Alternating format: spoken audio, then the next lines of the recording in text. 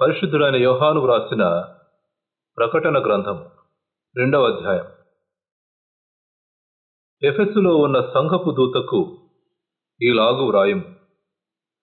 7 నక్షత్రములు తన కుడిచేత పట్టుకొని 7 దీపస్తంభముల మధ్య సంచరించువాడు చెప్పు సంగతులేవనగా, నీ క్రియలను, నీ కష్టమును, నీ సహనమును నేనెరుగుదును.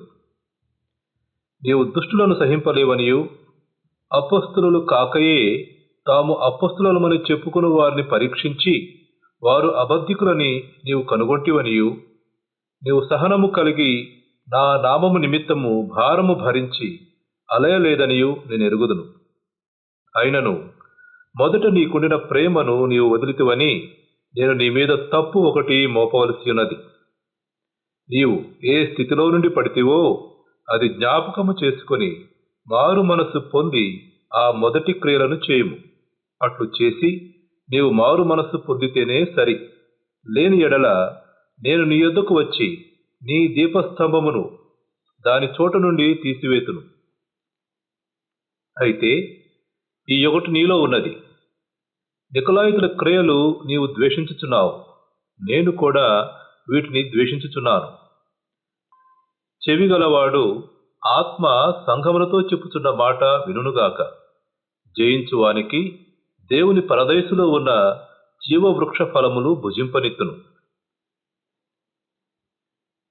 స్ఫుర్ణలో ఉన్న సంఘపు దూతకు ఈలాగు వ్రాయుము. మొదటి వాడును కడపటి వాడునయుండి మృతుడై మరల బ్రతికినవాడు చెప్పు సంగతులేవనగా, నీ శ్రమను దరిద్రతను నేనెరుగుదును. అయినను నీవు ధనవంతుడవే. తాము యూదులమని చెప్పుకొనుచు యూదులు కాక సాతాను సమాజపు వారి వలన నీకు కలుగు దూషణ నేనెరుగుదును. నీవు పొందబోవు శ్రమలకు భయపడకుము. ఇదిగో, మీరు శోధింపబడినట్లు అపవాది మీలో కొందరిని చెరలో వేయింపబోచున్నాడు. 10 దినములు శ్రమ కలుగును.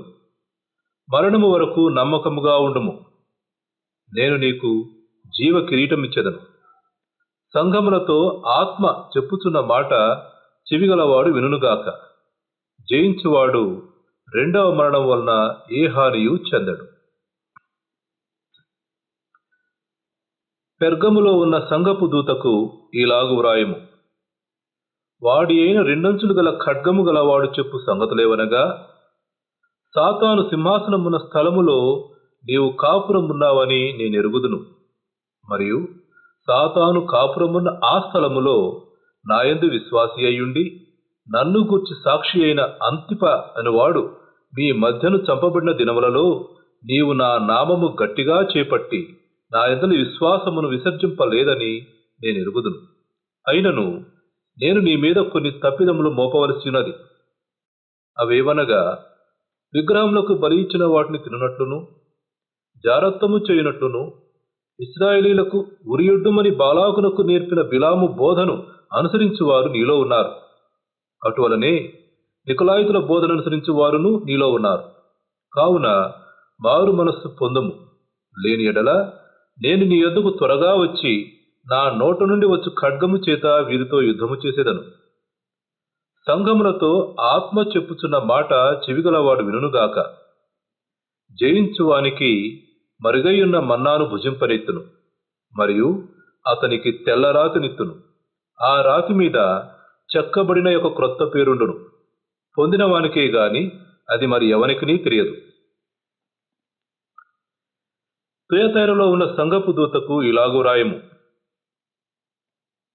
అగ్నిజ్వాల వంటి కన్నులను అపరంజిని పొలిన పాదములను గల దేవుని కుమారుడు చెప్పు సంగతులేవనగా, నీ క్రియలను, నీ ప్రేమను, నీ విశ్వాసమును, నీ పరిచర్యను, నీ సహనమును నేనెరుగుదును.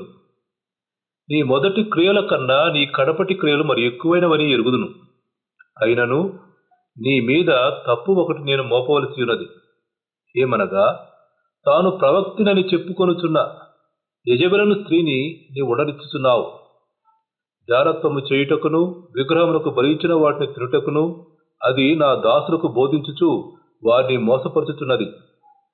మారు మనస్సు పొందుటకు నేను దానికి సమయమిచ్చితిని గాని అది తన జారత్వము విడిచిపెట్టి మారు మనస్సు పొందనొల్లదు. ఇదిగో, నేను దానిని మంచము పట్టించి దానితో కూడా వ్యభిచరించువారు దాని క్రియల విషయమై మారు మనసు పొందితేనే గాని వారిని బహుశ్రమల పాలు చేతును. దాని పిల్లలను నిశ్చయముగా చంపెదను. అందువలన అంతరింద్రియములను హృదయములను పరీక్షించువాడును నేనే అని సంఘములన్నీ తెలుసుకును. మరియు మీలో ప్రతి వానికి వాని క్రియల చొప్పున ప్రతిఫలము ఇచ్చేదను. అయితే తుయతైరలో కడమవారైన మీతో అనగా ఈ బోధను అంగీకరింపక సాతాను యొక్క గూఢమైన సంగతులను ఎరుగమని చెప్పుకున్న వారందరితో నేను చెప్పుచున్నదేమనగా, మీ పైని మరి ఏ భారమును పెట్టను. నేను వచ్చు వరకు మీకు కలిగి ఉన్న దానిని గట్టిగా పట్టుకొనుడి. నేను నా తండ్రి వలన అధికారము పొందినట్టు జయించుచు అంతము వరకు నా క్రియలు జాగ్రత్తగా చేయువానికి జనుల మీద అధికారం ఇచ్చేదను. అతడు ఇనుపదండముతో వారిని ఏలును.